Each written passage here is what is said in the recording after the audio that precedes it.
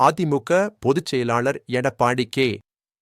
பழனிசாமி தனது கட்சியின் கூட்டணிகள் தேர்தல் வெற்றிக்காக மட்டுமே என்று தொடர்ந்து வலியுறுத்தி வருகிறார். தமிழக அரசியல் களத்தில் இது ஒரு முக்கியமான நிலைப்பாடாக பார்க்கப்படுகிறது. அவரது இந்த கருத்து கூட்டணி ஆட்சி அமைப்பதற்கான சாத்தியக்கூறுகளை மறுத்து தேர்தல் ஆதாயங்களை மட்டுமே நோக்கமாக கொண்டது என்பதை தெளிவுபடுத்துகிறது. இது தமிழக அரசியலில் ஒரு புதிய போக்கை காட்டுகிறது. இந்த நிலைப்பாடு கூட்டணி ஆட்சி அமைப்பதற்கான சாத்தியக்கூறுகளை மறுத்து தேர்தல் ஆதாயங்களை மட்டுமே நோக்கமாக கொண்டது என்பதை தெளிவுபடுத்துகிறது. குறிப்பாக தேசிய கட்சிகளுடன் கூட்டணி அமைக்கும்போது மாநில கட்சியின் தனித்துவத்தையும் அதிகாரத்தையும் தக்கவைத்துக் கொள்வதில் அதிமுக உறுதியாக உள்ளது. இது திராவிட கட்சிகளின் நீண்டகால கொள்கைகளில் ஒன்றாகும். குறிப்பாக பாஜகவுடனான அதிமுகவின் கூட்டணி வரவிருக்கும் தேர்தல்களில் வெற்றி பெறுவதற்காக மட்டுமே என்று பழனிசாமி திட்டவட்டமாக தெரிவித்துள்ளார்.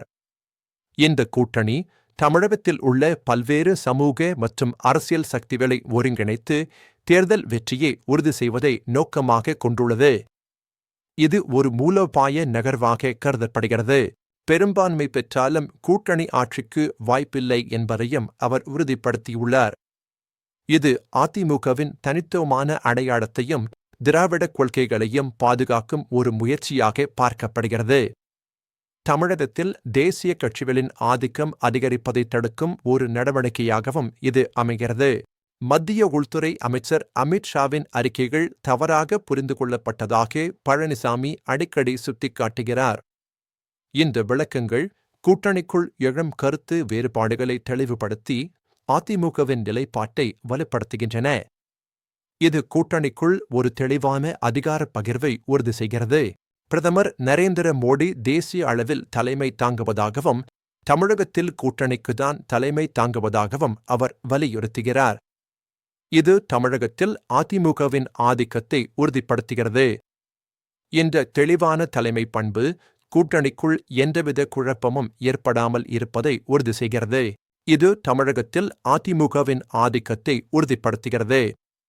தமிழகத்தின் அரசியல் சூழலில் மாநில கட்சிகளின் பலம் மற்றும் தனித்துவம் மிகவும் முக்கியத்துவம் வாய்ந்தது.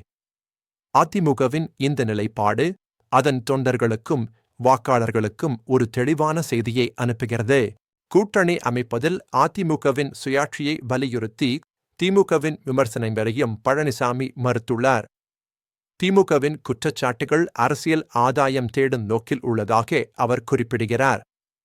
அதிமுகவின் இந்த நிலைப்பாடு அதன் அரசியல் சுதந்திரத்தை நிலைநிறுத்துகிறது.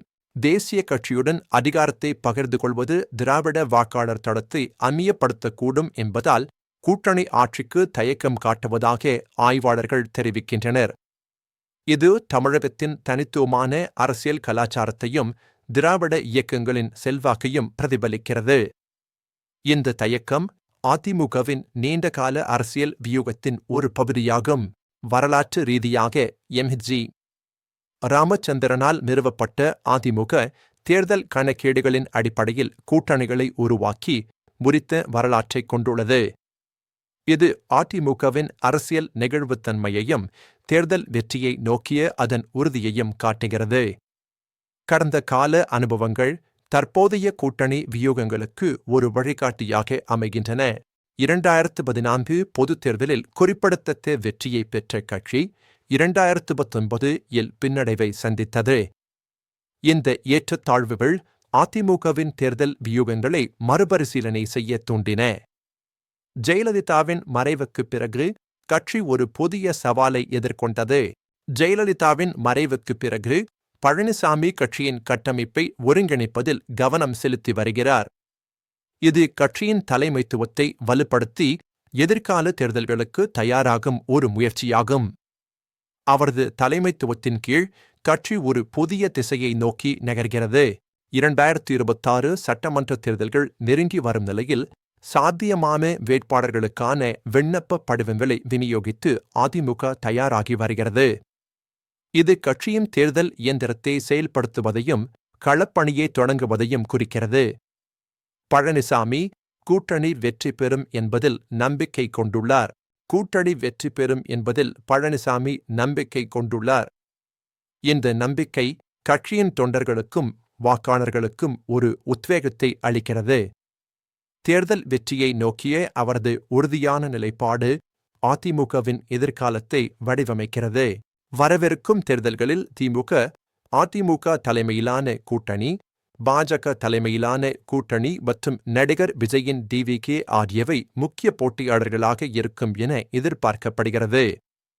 இந்த பலமுனை போட்டி தமிழக அரசியலில் ஒரு புதிய சகாப்தத்தை உருவாக்கும். ஒவ்வொரு கூட்டணியும் அதன் தனித்துவமான பலத்துடன் களமிறங்கும். கூட்டணி இயக்கவியல் இதில் மிக முக்கியமானது. ஒவ்வொரு கூட்டணியும் எவ்வாறு செயல்படுகிறது, எந்தெந்த கட்சிகள் இணைகின்றன, பிரிந்து செல்கின்றன என்பது தேர்தல் முடிவுகளை பெரிதும் பாதிக்கும். இது தமிழக அரசியலின் சிக்கலான தன்மையைக் காட்டுகிறது. சுருக்கமாக, பழனிசாமியின் கூட்டணிகள் மீதான அணுகுமுறை மூலோபாயமானது. இது தேர்தல் வெற்றியை அதிகரிக்கவும், அதிமுகவின் அடையாளம் மற்றும் சுயாட்சியை பாதுகாக்கவும், கூட்டணி ஆட்சிகளுக்கு மேலாக தேர்தல் கூட்டணிகளுக்கு முன்னுரிமை அளித்து தெளிவான ஆணையை பெறவும் நோக்கமாக கொண்டுள்ளது.